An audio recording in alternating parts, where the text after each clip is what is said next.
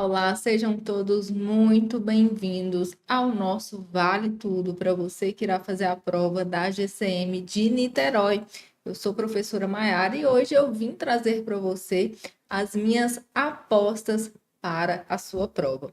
Se você ainda não é inscrito no nosso canal, aproveite, já se inscreva, ative as notificações, nós vamos ter aí apostas finais também de outras matérias com os outros professores aqui do nosso time, beleza?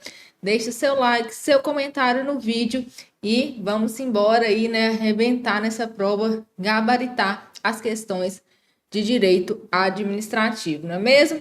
Então, olha só, aqui nós temos o panorama do nosso edital de direito administrativo, né? Um edital, assim, bastante razoável, não é um edital extenso, tá? Então, assim, trazendo temas que são recorrentes, né?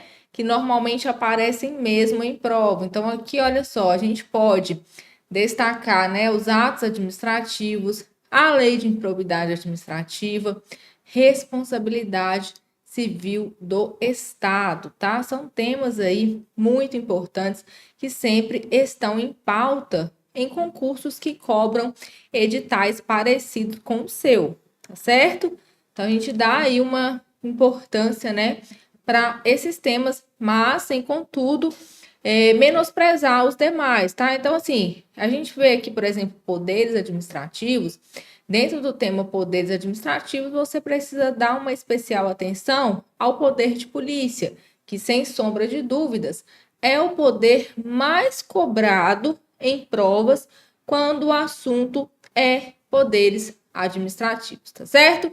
Então, aqui, né, o panorama do nosso edital, vamos começar falando dos atos administrativos. Pessoal, atos administrativos, nós vamos trazer aqui o que pode ser explorado na sua prova a respeito desse tema. Então, acredito eu, né, que com o que tem aqui no nosso material, se vier a cobrar esse tema na sua prova, você tem chance de acertar a questão, porque não irá fugir, tá, do que nós trouxemos aqui, que é o que normalmente aparece em provas de concurso. E eu digo isso, pessoal, não é tirando da minha cabeça, não, mas é com análise, né, nas questões mesmo, no geral, e também análise da sua banca, né? A banca responsável aí pela organização do seu certame, beleza? Então, olha só, os atos administrativos. O que é um ato administrativo? Para você que não faz ideia, né? Caiu aqui de paraquedas, vai fazer a prova, não estudou direito, né? A parte do direito administrativo, às vezes por ter alguma dificuldade, ou até mesmo para você que estudou e está aqui, né, fazendo a sua parte mesmo a título de revisão. Então, olha só, os atos administrativos, eles são os meios, a maneira pela qual a administração pública ela se utiliza para manifestar vontade, tá? Então, é através dos atos administrativos que a administração pública ela vai criar direitos, ela vai impor obrigações, ela vai aplicar sanções, tá? Então, é uma manifestação, em sentido amplo aí, de vontade por parte da administração pública. Então, aqui, ó, é uma manifestação unilateral de vontade da administração pública ou de quem lhe faça às vezes, e vai ser praticado sob regime jurídico de direito público. Vai produzir efeitos jurídicos imediatos e os atos administrativos, pessoal, eles estão sujeitos a controle judicial naquilo que se refere à sua legalidade, né, a sua conformidade com a norma, com a lei, tá? Então, o judiciário, ele somente faz controle a respeito da legalidade, da conformidade do ato administrativo com a norma legal. Nós não fazemos, né, o judiciário, ele não vai adentrar em questões de mérito administrativo, né? Questões de conveniência e oportunidade na prática do ato. Nessa questão da discricionariedade, o judiciário ele não pode se imiscuir, ele não pode, né, meter o narizinho dele lá. O único controle do ato que o judiciário pode fazer é a respeito dos critérios de legalidade. Bacana, e isso é questão de prova. Então, continuando aqui, a gente viu agora, né, o que é o conceito de ato administrativo. Nós vamos falar um pouco dos atributos, ou também chamados de características do ato. Pode aparecer na sua prova com esses dois nomes, tá? Atributos ou características. O mais comum, pessoal, é que apareça com o nome de atributos, mas, né, por vez ou outra, as bancas costumam cobrar com a nomenclatura de características e você precisa saber que se trata da mesma coisa, tá? Então, olha só, nós temos aqui essas 4 características ou 4 atributos do ato administrativo. Então, a gente tem a presunção de legitimidade ou veracidade, a autoexecutoriedade, a tipicidade e a imperatividade, que formam esse mnemônico aqui, chamado de PAT, tá? E agora a gente vai falar, né, de cada um deles, tá? Então, é muito importante que você tenha atenção aqui nesse momento. Olha só, a presunção de legitimidade ou veracidade do ato administrativo. O que isso quer dizer? Gente, quando o ato ele nasce, o ato administrativo ele surge com uma presunção relativa, já que a gente pode demonstrar o contrário, né? Admite-se prova em sentido contrário, ele nasce com a presunção relativa de que ele está de acordo com a lei, né? De que ele é legítimo e também de que ele é verdadeiro, tá? Então, essa presunção, todos os atos nascem com ela. Só que a gente consegue o quê? Né? Demonstrar. Às vezes, pessoal, o ato, ele vai surgir, porém ele vai ser contrário à norma. E isso acontece. Então, é possível, né, que se demonstre, olha, administração pública, que você errou. Esse ato seu está ferindo a lei, tá? Então, essa presunção, ela é relativa, nós dizemos que é relativa justamente por caber, né, prova em sentido contrário. E aqui eu coloquei um exemplo, olha só, um guarda de trânsito, né, identifica uma pessoa utilizando o celular enquanto dirigia, enquanto estava ali conduzindo o seu veículo automotor. Pela presunção de veracidade, a gente presume que a pessoa realmente utilizava o celular, né? Ou seja, que realmente aquilo aconteceu. E pela presunção de legitimidade, nós iremos presumir que o guarda estava cumprindo, ele estava observando as normas do Código de Trânsito quando ele aplicou a multa, já que conduzir o veículo, né, falando ao celular é uma infração de trânsito prevista aí em lei, beleza? Só que aqui, pessoal, olha só, vamos supor que nesse exemplo do guarda de trânsito que faz a multa, a notificação da multa vai chegar na casa do Joãozinho, que conforme ali a placa do veículo, é o proprietário do veículo multado. Beleza. O Joãozinho, quando ele recebe aquela multa, ele olha e fala, gente, mas eu nunca tive nesse local. Isso aqui é em outro estado, em outra cidade. Eu não estava aqui nesse dia, eu nunca tive nesse local. E o Joãozinho consegue demonstrar que, na verdade, aquele veículo que fora multado, a placa era clonada, tá? Então, olha só, vejam aí bem como se encaixa esse atributo da presunção de legitimidade ou veracidade. Então, ele nasce com essa presunção, mas a gente tem ali, né, como demonstrar se essa presunção, né, ela estiver errada, tá? Então, guardem aí este atributo. O próximo, pessoal, é o atributo da imperatividade. Pelo atributo da imperatividade, os atos administrativos, eles vão ser impostos pela administração pública aos particulares, né, a nós particulares, sem que a administração se preocupe se nós estamos concordando ou não, se a gente está satisfeito com isso ou não, tá? Então, ela simplesmente faz o quê? Ela impõe o ato administrativo e não se preocupa se o particular concorda ou não com essa imposição. É o mesmo, a gente pode utilizar aqui o exemplo da multa, né? Quando a administração pública ela vai mandar uma multa para a residência de alguém, ela não liga antes perguntando, olha aqui, fulano, você avançou no semáforo aqui, no sinal vermelho, eu vou enviar uma multa para você, você aceita? Não, né, gente? Ela simplesmente faz o quê? Manda, tá? Impõe. Então, essa é a imperatividade do ato administrativo. A autoexecutoriedade. A autoexecutoriedade significa que a administração pública, ela vai executar, ela tem a possibilidade de executar os seus próprios atos sem que seja necessário que ela recorra ao poder judiciário. Inclusive, ela pode se utilizar de força, né, quando necessário, para que esse ato seja executado. Olha um exemplo, isso acontece muito dentro do poder de polícia, tá? Um supermercado que está colocando à disposição dos consumidores ali mercadoria fora do prazo de validade, mercadoria vencida, certo?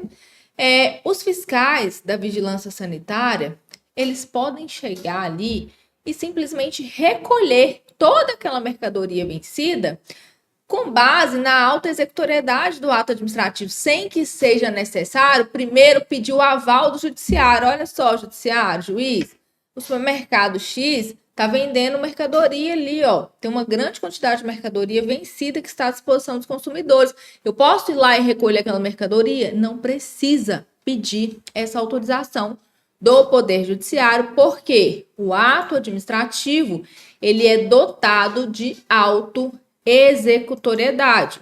Bacana? E aí, né, nós temos alguns doutrinadores do direito administrativo que irão dividir a autoexecutoriedade em exigibilidade e em executoriedade. Por quê? Existem situações em que o ato administrativo ele não poderá ser executado de forma direta pela administração pública. Então, ela se utiliza de meios indiretos de coerção. Vou explicar. A multa de trânsito ela é um grande exemplo disso, tá? Por exemplo, quando a administração pública ela multa alguém, né, ali um veículo porque infringiu as normas de trânsito de alguma maneira e aquela multa não é satisfeita, aquela multa não é paga, a administração não pode ir lá e falar assim, então me dá o seu carro aqui já que você não pagou a multa. Ela não pode fazer isso. Mas o que ela faz? Ela vai impondo meios indiretos de coerção para obrigar o proprietário do veículo a quitar a multa. Então, ó, se a multa não for paga, não consegue licenciar o veículo, não é mesmo? Não consegue fazer transferência de propriedade, tá certo? Então, ela vai colocando ali, né, dificuldades, empecilhos para obrigar a pessoa a satisfazer a multa.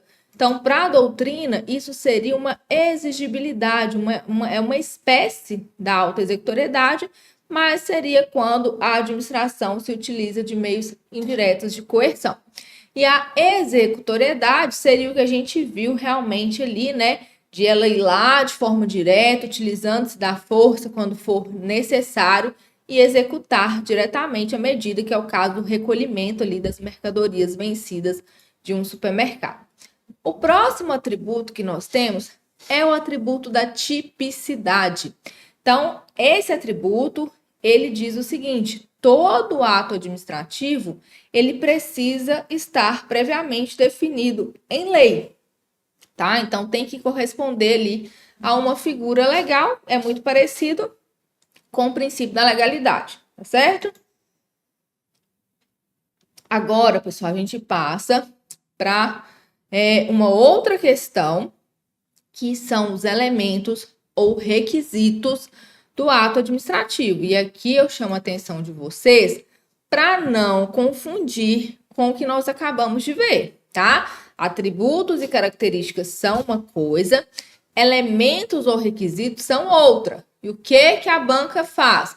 Ela põe o enunciado ali cobrando de você um elemento e nas alternativas ela coloca as características, tá? Então você precisa saber diferenciar o que é atributo ou característica do que é elemento ou requisito.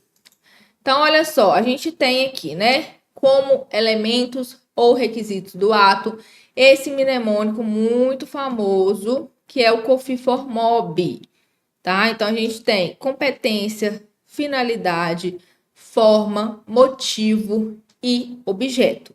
Vamos falar a respeito de cada um desses elementos. Então, começando aqui com a competência.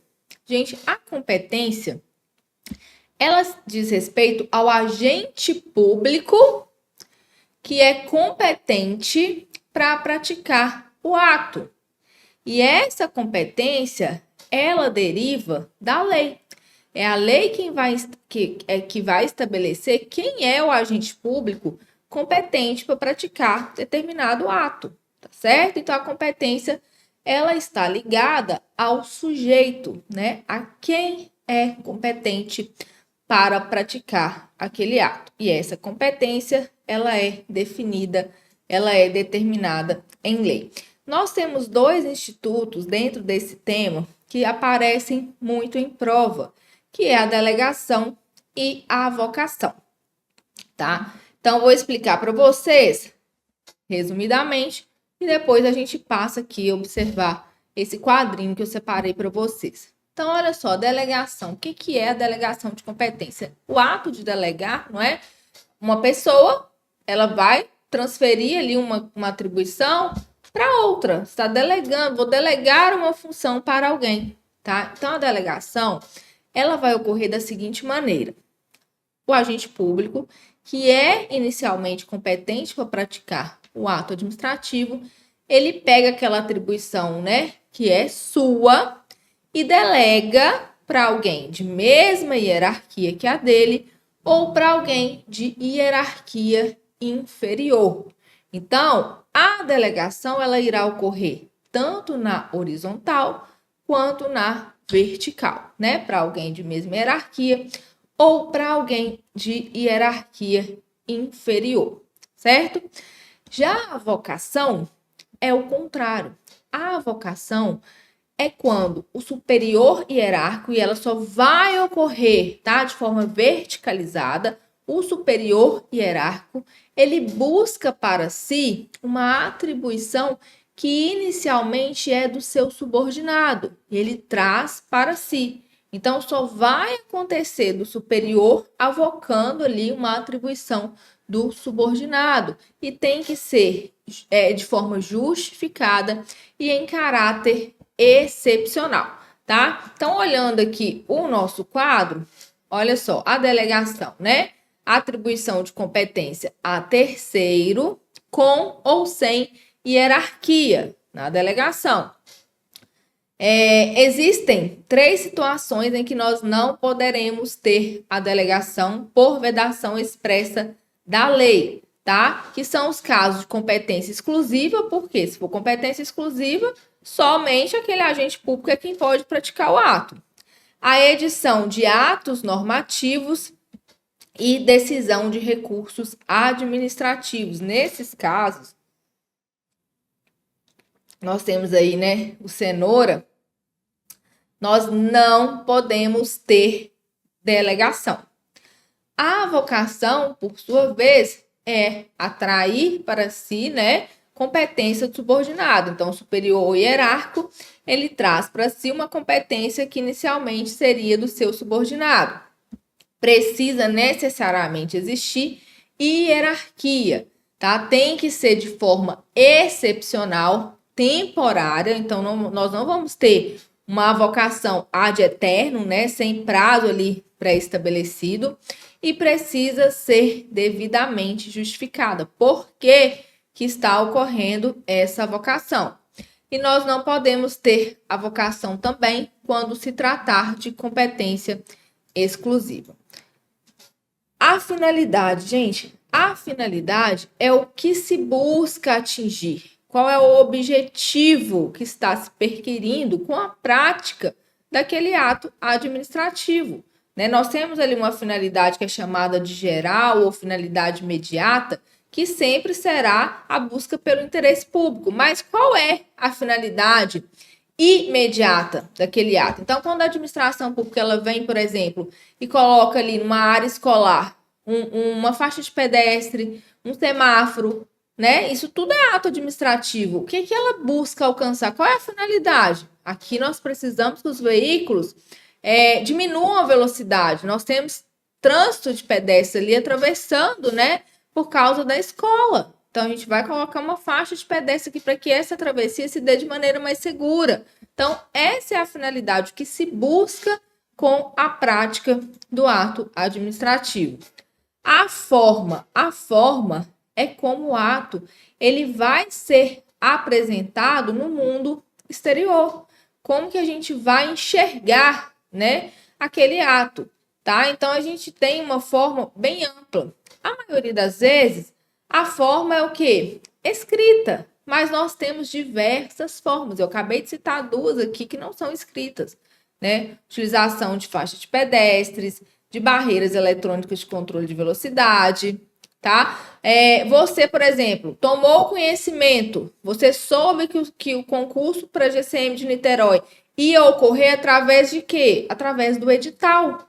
Então, o edital, ele é a forma, né? Ele é um instrumento de convocação do concurso, vai definir ali as suas regras, tá?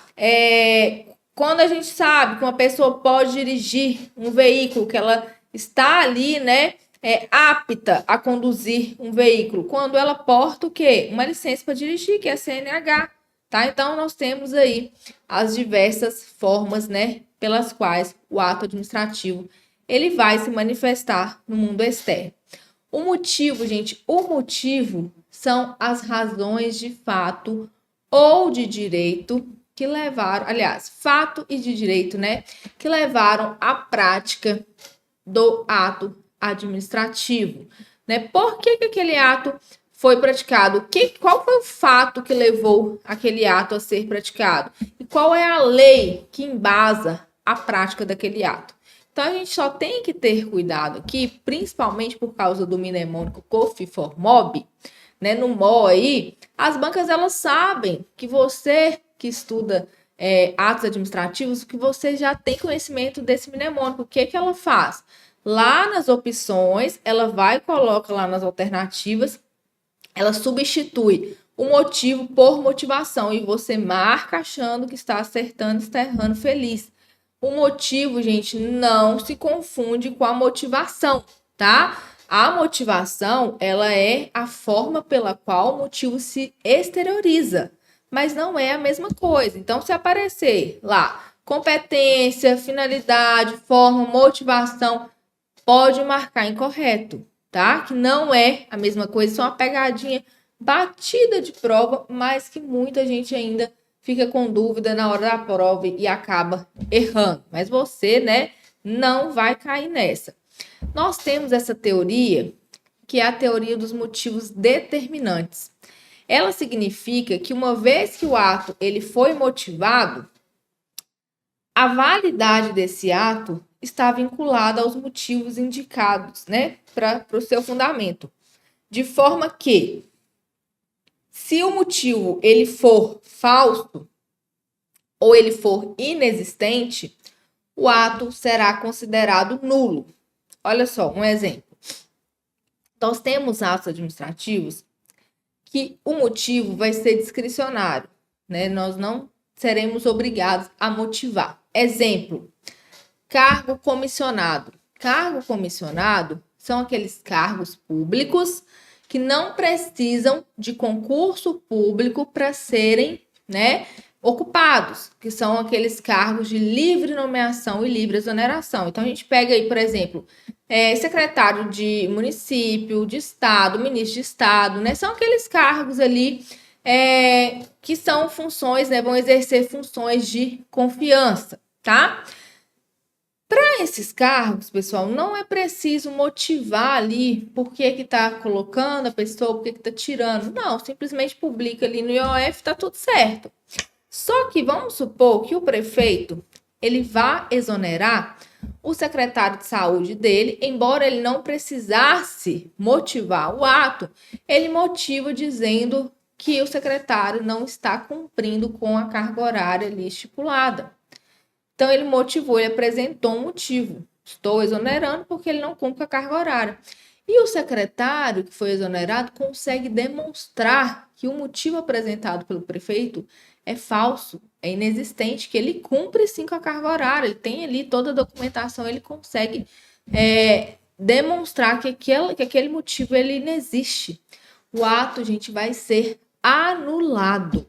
Pode ser praticado novamente, sem motivação ou com outra motivação, mas por causa dessa motivação inexistente, o ato precisa ser anulado, beleza?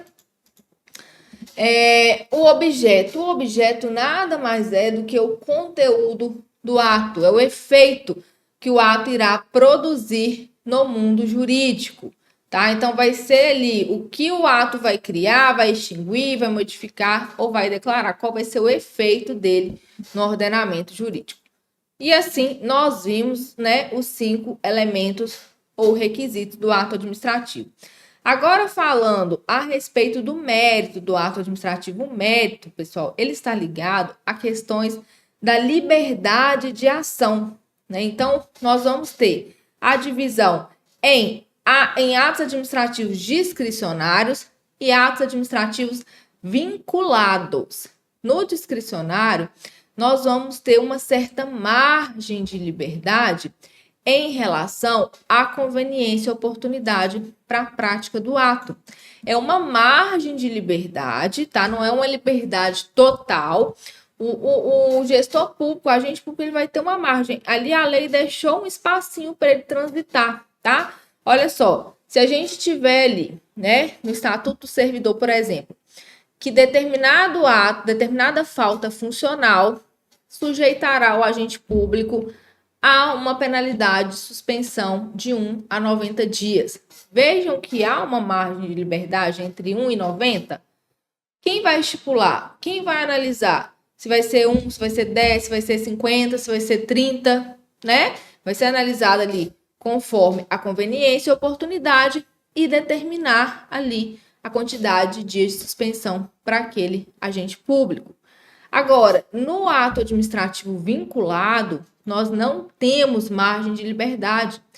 Todos os elementos do ato administrativo já estão definidos em lei. Então, quer um exemplo? Falando ainda de falta funcional.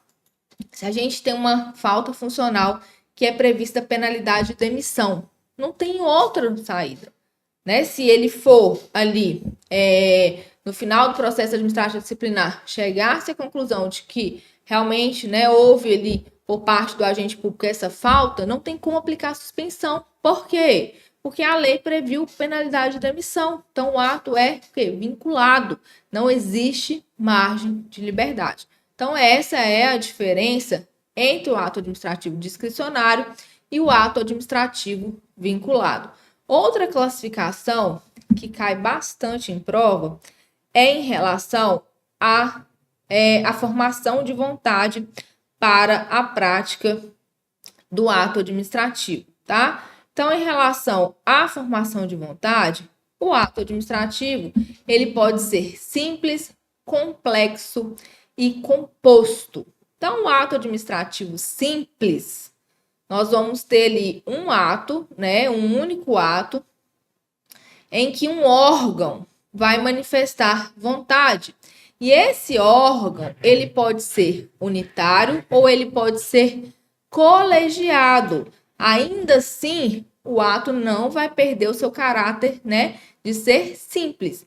Olha só, o Congresso Nacional é um órgão que é colegiado. Através da manifestação de vontade de todos os seus membros ali, por uma votação, nós vamos ter a formação de um único ato administrativo. Então, é um único órgão. A gente não está olhando aqui a quantidade de membros, né, que aquele órgão possui. Nós estamos olhando quantos órgãos vão manifestar vontade para a formação do ato. Então, quando nós temos a manifestação de vontade de apenas um órgão, nós estamos falando de um ato administrativo simples. No ato administrativo composto, nós temos 2 atos, tá? Um ato que vai ser principal e o outro ato que vai ser acessório. Então, para que o ato ele esteja completo, nós vamos precisar, né, desses dois atos administrativos, um principal e um acessório. Então, a gente tem, por exemplo, os atos que estão sujeitos a vistos, a homologação. O concurso público, por exemplo, né, ele precisa ser homologado ao final, tá? Então, depois de todas as fases ali do concurso, finalizado ali o certame, ele precisa ser homologado para que ele tenha validade. Então, nós temos ali, né, um ato que é composto, tá? Então, a gente vai ter um ato principal e um ato acessório. Lembrar aí dos vistos e das homologações. Já no ato complexo, nós vamos ter manifestação de vontade de 2 ou mais órgãos, tá? Então, a gente vai ter um único ato, mas que para que ele seja praticado, a gente precisa, para que ele surja, né, nós precisamos da manifestação de vontade de 2 ou mais órgãos. Um exemplo clássico, muito cobrado, é em relação à aposentadoria do servidor público. Por quê? O servidor público, para que ele se aposente, é necessário 2 manifestações de vontade. Uma do órgão a que ele está ligado, dizendo que ele está apto, que ele preencheu os requisitos, né? Cumpriu ali questão de tempo, de idade, que está apto a se aposentar. E outra do Tribunal de Contas, dizendo também que ele está apto. Então, junta essas 2 manifestações de vontade de 2 órgãos distintos e nasce o ato complexo. Então, muito cuidado aqui. A maior dificuldade, pessoal, é que os candidatos confundem o composto com complexo, né? E a banca sabe disso e ela explora isso, tá? Aqui no composto a gente tem 2 atos, um principal e um acessório. No complexo nós temos 2 ou mais manifestações de vontade, 2 órgãos ou mais distintos, beleza? Então, lembrar aí do exemplo da aposentadoria do servidor público. Em relação à extinção dos atos administrativos, nós temos essas formas aqui de extinção. Primeiro, a gente tem a anulação. A anulação é o desfazimento do ato por questões ligadas à ilegalidade. Ou seja, o ato ele está contrariando a lei. Então, pessoal, muito cuidado com isso aqui, porque a única forma da gente retirar um ato administrativo ilegal do ordenamento jurídico é através da anulação. Então, para que o ato, né, que está contrariando a lei, ele seja extirpado, ele seja retirado do mundo jurídico, é somente através da anulação. Aí, o que a banca faz? Ela coloca lá na alternativa que o ato precisa ser revogado. E isso está incorreto. E assim a gente já passa para a nossa segunda forma de extinção do ato, que é a revogação, porque nós não iremos nunca, jamais, você pode marcar assim, sem nenhuma dúvida, nós nunca teremos revogação de um ato ilegal, tá? O ato ilegal, a única forma de retirar ele do ordenamento jurídico é através da anulação. A revogação, nós temos um ato administrativo válido, é um ato que está de acordo com a norma, porém, é um ato que não é mais oportuno, não é mais conveniente para a administração pública. Então, ela vai lá e revoga. Então, não está ligado a questões de ilegalidade. Se a sua prova disser que o ato ilegal foi revogado, isso está totalmente errado, tá? Da mesma forma que nós não temos anulação de um ato por questões de conveniência e oportunidade. Cada coisa, né, no seu quadrado aí. Anulação ligada à ilegalidade. A revogação, o ato é legal, o ato é válido, porém, ele não é mais oportuno, ele não é mais conveniente. A cassação, ela vai ocorrer quando o beneficiário do ato, ele deveria cumprir condições que foram impostas pela administração pública, mas ele deixa de as observar. Um exemplo clássico é a CNH, né? A licença para dirigir, um ato administrativo. O beneficiário daquele ato, ele começa a descumprir as normas, ele pode ter o quê? A CNH, né, cassada, suspensa ou até cassada, tá? Então, na cassação, nós temos o descumprimento das condições ali estabelecidas pela administração pública ao beneficiário do ato. Então, o beneficiário, ele deixa de cumprir essas condições, né, e vai estar sujeito aí à cassação do ato administrativo. Já a caducidade, ela está baseada em lei, tá? Então, nós tínhamos, a princípio, uma lei que permitia a prática do ato administrativo e ele foi praticado sobre a égide, né, sobre a vigência dessa lei que permitia. Posteriormente, surge uma nova lei revogando a lei anterior, dizendo que não é mais possível a prática daquele ato e, consequentemente, tornando-o inválido. Então, nós dizemos que aqui houve a caducidade do ato.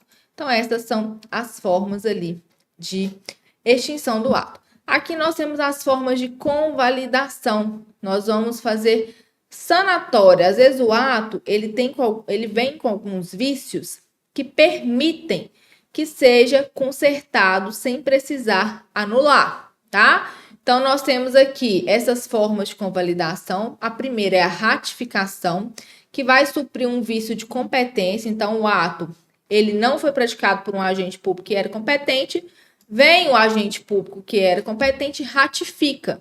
Mas isso somente será possível se nós não estivermos diante de um caso de competência exclusiva, tá? Então, o ato era para ter sido praticado por A, mas o B praticou. Não é caso de competência exclusiva, o A vem e ratifica aquilo que foi feito pelo B e tá tudo certo, o ato vai continuar ali, né, produzindo seus efeitos normalmente. Agora, se for um caso de competência exclusiva do A e o ato foi praticado pelo B, não tem como, ainda que o A ele queira ratificar, não tem jeito, a gente tem que anular o ato e fazer, né, um novo ato administrativo. A reforma, o ato ele tem duas partes, uma válida e uma inválida. A gente vai retirar a inválida e vai manter a válida. E a conversão, né, nós vamos ter a alteração completa do ato, porque ele é todo inválido. Agora vamos passar para o outro tema que eu separei aqui, que são os poderes administrativos. Então, a gente vai falar aqui de forma bem breve e vamos dar mais atenção aqui ao poder de polícia, como eu disse, é o mais cobrado aqui dentro desse tema, tá? Então, a gente tem, né, o poder vinculado e discricionário, que é muito parecido com o que nós acabamos de ver em relação aos atos administrativos vinculados e discricionários. Aqui é a mesma ideia, tá? Poder administrativo vinculado e discricionário. No vinculado, nós temos o que é ausência de margem de liberdade para atuação, né? A lei traz de forma fechada como ali aquele poder tem que ser exercido. E discricionário, nós temos uma margem de liberdade em relação à conveniência e à oportunidade para a prática do ato administrativo, tá? Segundo poder que nós temos aqui é o poder hierárquico. Esse poder está ligado a questões o quê? De escalonamento, de estruturação hierárquica ali da administração pública, né? Aquelas questões mesmo ligadas à hierarquia e subordinação, tá? Então, quem é o superior, quem é o subordinado, tudo isso, né, está dentro do poder hierárquico. O poder disciplinar é o poder que a administração pública possui de aplicar sanções a todos aqueles que possuem algum vínculo especial com ela. E aqui eu chamo a atenção de vocês, porque muita gente acha que o poder disciplinar, ele recai somente sobre agentes públicos. E isso não é verdade. O poder disciplinar, ele vai incidir sobre todo aquele, seja servidor público ou particular, desde que possua um vínculo específico à administração pública. Então, um exemplo, o aluno de escola pública, ele está sujeito ali ao poder disciplinar, porque ele pode ser suspenso, ele pode ser até mesmo expulso da escola se ele descumprir as normas, tá? E ele não é servidor público, mas ele possui um vínculo com a administração que faz com que ele esteja sujeito à observância da disciplina administrativa. Aqueles que, né, particulares que possuem contratos de licitação com a administração pública, por exemplo, né, e descumpre ali as normas, estão sujeitos, né, a receber penalidades, tá? O outro poder que nós temos aqui é o poder regulamentar ou normativo. Este poder, pessoal, é o seguinte: é o poder, né, que a administração pública possui de regulamentar ali lei, né, para que ela tenha uma fiel execução. Então, no poder normativo ou regulamentar, através ali do chefe do poder executivo, vem a administração pública e edita normas que vão complementar a lei, permitindo a sua fiel execução. Então, a gente tem um exemplo, os decretos regulamentares, né? Às vezes a gente tem uma lei, por exemplo, a Lei do Sistema Único de Segurança Pública, e a gente tem um decreto que vai regulamentar essa lei, permitindo, né, complementando para que ela tenha ali uma fiel execução. Agora, falando do poder de polícia, olha só, o que é o poder de polícia? Aqui, antes da gente adentrar nesse tema, só vou chamar a atenção de vocês para que não confunda o poder de polícia com polícia, órgão de segurança pública. Não é desse poder que nós estamos nos referindo aqui, que nós estamos falando aqui, tá? O poder de polícia aqui é o poder de polícia administrativo. É o poder da administração pública de limitar, de condicionar, tá? O exercício de determinados direitos individuais como forma de proteger a coletividade. Não se confunde com a polícia, órgãos de segurança pública, lá do artigo 144 da Constituição Federal. Então, olha só, aqui, né, o poder de polícia é a faculdade que a administração pública dispõe para condicionar e restringir o uso e gozo de bens, atividades e direitos individuais em benefício da coletividade ou do próprio Estado. O conceito mais completo que nós temos de poder de polícia está definido no Código de Trânsito, no Código Tributário Nacional, tá? No artigo 78. E olha só, o que ele fala? Considera-se poder de polícia a atividade da administração pública que, limitando ou disciplinando direito, interesse ou liberdade, regula a prática de ato ou abstenção de fato em razão de interesse público concernente à segurança, à higiene, à ordem, aos costumes, à disciplina da produção e do mercado, ao exercício de atividades econômicas dependentes de concessão ou autorização do poder público, à tranquilidade pública ou ao respeito à propriedade e aos direitos individuais ou coletivos. Então, é o seguinte, pessoal, a administração pública, ela pode, né, restringir, ela pode condicionar como que alguns direitos individuais serão exercidos como forma de proteção ali ao interesse público. Então, quando alguém quer abrir um restaurante, por exemplo, né, vai fornecer alimentação ali para o público. Isso pode comprometer a saúde pública. Por quê? Se a pessoa não observa normas de higiene, se ela não observa normas sanitárias, né, aquilo ali não pode colocar em risco a saúde pública? Pode. Então, o que é exigido? Alvará de funcionamento, alvará sanitário, né, vão ter ali fiscalizações, tá? Então, é esse o poder de polícia que nós estamos nos referindo aqui, o poder de polícia administrativo. E aí, o poder de polícia, assim como os atos administrativos, possuem atributos ou características também, tá? A primeira delas é a discricionariedade. Em regra, o poder de polícia, ele vai ser discricionário. Por quê? A administração pública, ela vai escolher, né, quais são as atividades que ela vai fiscalizar, qual é o momento adequado ali para a realização dessa fiscalização. Só que nós não temos discricionariedade em todos os atos do poder de polícia. Por isso que a gente diz que, em regra, o poder de polícia vai ser discricionário. Por quê? Nós temos uma situação em que ele vai ser vinculado, que é na licença. A licença, pessoal, é o seguinte: A administração, ela impõe condições para conceder a licença. E aí o particular vai lá e preenche todas aquelas condições que foram impostas e a administração tem que conceder licença. É o que acontece, por exemplo, na obtenção da CNH, né? CNH é uma licença para dirigir veículo automotor. Você vai lá, faz a matrícula na autoescola, tem ali, né, a prova de legislação, tem os exames práticos, passou em tudo, a administração não pode falar, olha, fulano, eu sei que você foi aprovado em tudo aqui, mas olhando para sua cara, você não vai ser um bom motorista, eu não vou te conceder a CNH. Ela não pode fazer isso. Uma vez preenchidas as condições, ela precisa conceder a licença, porque a licença é um ato vinculado. É diferente do que ocorre com as autorizações. A autorização também está dentro do poder de polícia, mas a autorização é discricionária.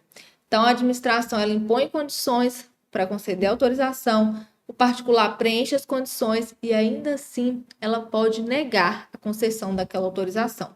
Por quê? Porque aqui incide o atributo da discricionariedade. Na autorização incide o atributo da discricionariedade do poder de polícia. É o que ocorre, por exemplo, com a autorização para posse de arma de fogo em residência ou local de trabalho ali que o indivíduo é responsável.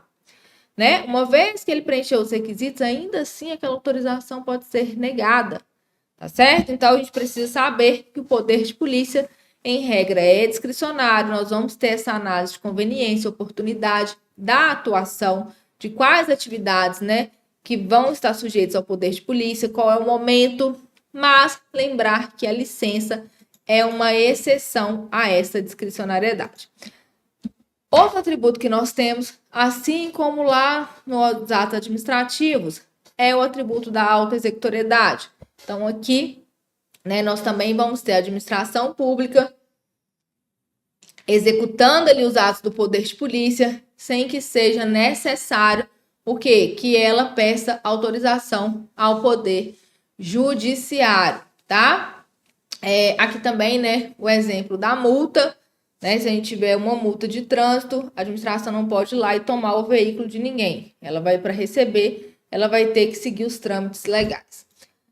A coercibilidade é praticamente, né, a mesma coisa que a imperatividade dos atos administrativos. Aqui, a administração ela vai impor, né, o poder de polícia ali, as restrições, sem se preocupar se o particular está concordando ou não, né, com aquela imposição. Então, ele é dotado aí de coercibilidade. E nós temos também uma outra questão de prova, que são os ciclos ou fases do poder de polícia, tá? Ciclos ou fases de polícia. Muito cobrado em prova também esse tema, tá? Então, a gente tem aqui, ó, legislação ou ordem de polícia, consentimento de polícia, fiscalização de polícia e sanção de polícia. Ó, falando um pouquinho aqui sobre cada um deles, a legislação ou ordem de polícia vai ser o quê? A norma, a lei que vai condicionar ou restringir o direito, porque toda atuação do poder de polícia, gente, assim, né, como da administração pública, com base no princípio da legalidade, ela é o quê? Ela é pautada em lei. A administração só age quando a lei determina. Então, a legislação ou ordem de polícia vai ser a norma que vai condicionar ou vai restringir o direito. Então, aonde é que nós temos ali a previsão de que alguém só pode conduzir veículo automotor se tiver a licença, né, para isso? No Código de Trânsito Brasileiro. Onde que a gente tem que, para ter uma posse de arma de fogo em residência, temos que ter autorização? Lá na lei, né, de armas, no Estatuto do Desarmamento, tá? Então, tudo vai ser pautado em lei. Então, a lei é quem vai restringir, quem vai condicionar o exercício do direito individual como forma de proteção ali do interesse público. Nós denominamos essa fase ou esse ciclo de legislação ou ordem de polícia. O consentimento de polícia vai ser a anuência, né, a concordância da administração pública que vai possibilitar o particular a exercer essa atividade ou esse direito, né, que está sujeito ali ao controle da administração pública. tá? Então, ela vai lá e consente, né, anule ali que aquele direito seja exercido. E ela vai fiscalizar, através da fiscalização de polícia, ela vai fiscalizar se as condições que foram impostas, elas estão sendo cumpridas ali por quem, né, está fazendo uso ali do benefício do consentimento de polícia, tá? Então, ali, né, um exemplo aqui, nós temos a ordem de polícia. Nós temos a ordem de polícia aqui, que é o Código de Trânsito Brasileiro, prevendo a necessidade da CNH para conduzir o veículo. A gente tem o consentimento de polícia, que é quando a administração pública, ela, né, após ali os trâmites que são exigidos, ela consente, ela vai, né, conferir ali a CNH para aquela pessoa, e a gente vai ter a fiscalização, que são as fiscalizações de trânsito, para ver se aquele indivíduo ele está observando as regras de trânsito, e caso ele não esteja, nós vamos ter a sanção de polícia, que são o quê?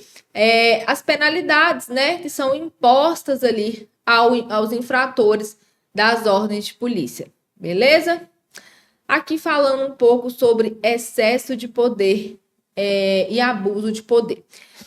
Olha só, nós temos, pessoal, o abuso de poder como gênero, tá? E nós vamos ter duas espécies, o excesso de poder e o desvio de poder. Então, ó, no excesso de poder, essa diferença ela cai bastante em prova, tá?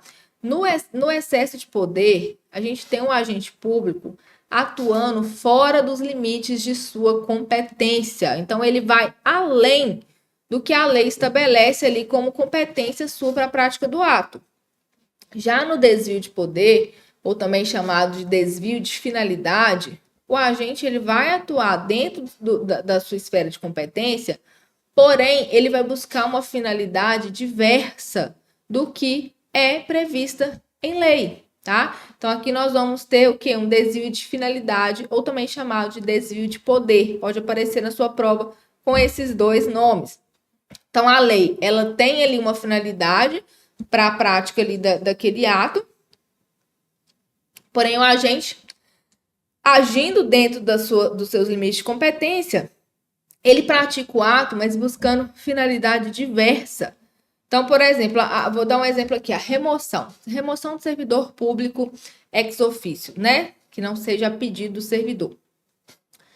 Ela é prevista para situações ali, né, para hipóteses contempladas em lei. Então, a repartição A está com excesso de servidor, enquanto a repartição B está com déficit. Vamos pegar aqui um servidor e mandar para A e mandar para B.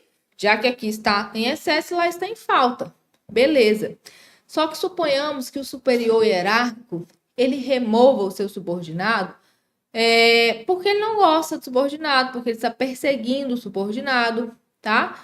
Então, vejam que aqui houve um desvio de finalidade. A lei traz a remoção para casos específicos. Lá não tem, porque não gosto do subordinado, vou removê-lo. Não, tá? Então, quando o superior hierárquico, ele age assim, ele age com desvio de poder ou desvio de finalidade, né?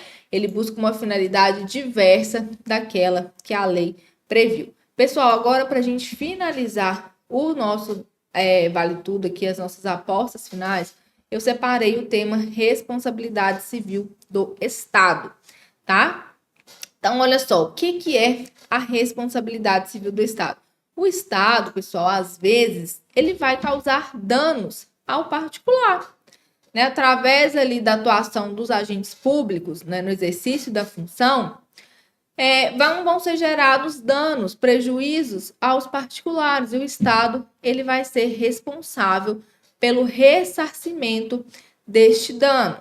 Então, suponhamos, né, que um GCM aí em Niterói está conduzindo um veículo, uma viatura, no momento em que colide com um veículo que estava estacionado, causando avarias a esse veículo. O município ele vai ser o responsável pelo ressarcimento daqueles danos que aquele particular sofreu.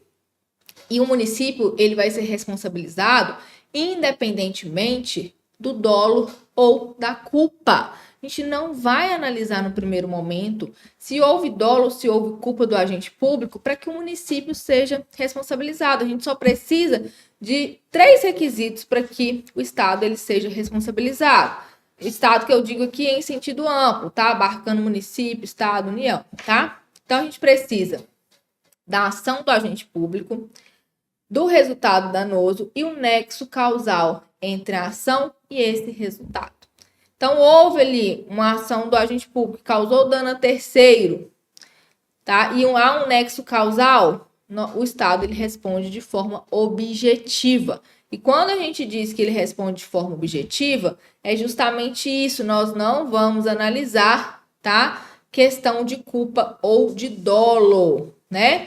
Essa questão de dolo ou de culpa do agente público, se no momento ali em que houve essa colisão, se ele estava com intenção, né, se ele estava com dolo, ou se foi por imprudência, negligência, imperícia, se foi caso de culpa, isso só vai ser analisado depois, se o Estado quiser entrar com a ação de regresso contra esse agente público. Então, suponhamos, né, nesse exemplo que eu dei, o município vai lá, indeniza aquele particular que sofreu dano no seu veículo, e depois o município quer cobrar o que ele teve que pagar a título de indenização do agente público que causou o dano. Para que ele cobre, aí ele vai ter que demonstrar, no mínimo, a culpa daquele agente público, a culpa ou dolo, tá? E nós chamamos isso de ação de regresso, beleza? A teoria que a gente adota como regra, tá? É a teoria do risco administrativo. Essa, né, se aparecer na sua prova, a teoria adotada em relação à responsabilidade civil do Estado, como regra, é a teoria do risco administrativo. Correto. É a teoria que nós adotamos como regra, porque nós temos a exceção e a gente já vai falar delas. A teoria do risco administrativo, ela vai admitir excludentes de responsabilidade, que é o que ocorre no caso fortuito ou força maior, culpa exclusiva da vítima ou culpa exclusiva de terceiros. Então, vamos supor que nesse exemplo que eu dei, da viatura que colidiu com um veículo particular, a viatura estava sendo conduzida dentro das normas de trânsito, mas o carro do particular estava estacionado e saiu da vaga do nada, sem dar seta, né? Não olhou para ver se estava vindo algum veículo. Então, a culpa foi exclusiva da vítima. Foi a vítima que causou ali aquele acidente que gerou ali, né, aquelas avarias em seu veículo. Então, nesse caso, a gente não fala em responsabilidade civil do Estado, porque culpa exclusiva da vítima, ela é uma excludente de responsabilidade, assim como o caso fortuito é a força maior, e também a culpa, né, ato exclusivo aí de terceiro, tá? Aqui, quando nós tivermos uma culpa concorrente, né, tanto a culpa do Estado quanto da vítima, nós vamos ter uma atenuação de responsabilidade. A indenização vai ser, né, proporcional. A exceção, gente, que nós não iremos adotar a teoria do risco administrativo, mas sim a teoria do risco integral, né? Aqui, a teoria do risco integral, a diferença dela para a teoria do risco administrativo é que ela não aceita excludente de responsabilidade. Então, nós vamos adotar essa teoria em caso de danos nucleares, atos terroristas ou atos de guerra em aeronaves brasileiras, tá? E danos ambientais. Nesse caso aqui, ainda que haja, né, culpa exclusiva de terceiros, o Estado ele vai ter que ser responsabilizado. Então, por exemplo, se acontece aqui, igual aconteceu nos Estados Unidos, né, o avião foi sequestrado e pegam um avião ali, lançam contra algum prédio do governo, por exemplo, um ato terrorista em aeronave brasileira. O Estado não pode alegar que foi culpa exclusiva de terceiro, que foi ato exclusivo de terceiro. Não, porque nesses casos a gente adota a teoria do risco integral, em que não é admissível excludente de responsabilidade. Então, danos nucleares, atos terroristas em aeronaves brasileiras e danos ambientais. Em relação aos danos nucleares, já teve um caso em Goiás, né, em que um hospital ele fez um descarte, era um hospital público, ele fez um descarte irregular de material nuclear utilizado para exames de raio-x. Crianças né, pularam a cerca do estacionamento daquele hospital, viram aquele material brilhando, pegaram aquele material radioativo e foram passando de mão em mão, e várias pessoas tiveram danos severos à saúde por contato com esse material radioativo. E que o Estado alegou que era culpa exclusiva da vítima. Só que como nós adotamos a teoria do risco integral, isso não foi para frente e ele teve que indenizar. Embora as crianças tenham violado ali, né, o local ali em que o material estava, mas foi feito um descarte de forma irregular, beleza? Então, pessoal, assim nós vamos encerrando as nossas apostas aqui. Eu espero, né, que tenha sido muito válido aí para sua preparação e que venha, né, a ajudá-lo na hora da sua prova, que realmente essas questões estejam presentes, porque assim você conseguirá acertá-las. Tenho certeza que você deu o seu melhor, você fez a sua parte. Então, desejo a todos uma excelente prova. Deixe seu comentário, seu like no vídeo. Se você ainda não se inscreveu no canal, se inscreva, porque nós vamos ter apostas também com outros professores e outras matérias. Então, boa sorte a todos, uma excelente prova e até mais. Tchau, tchau.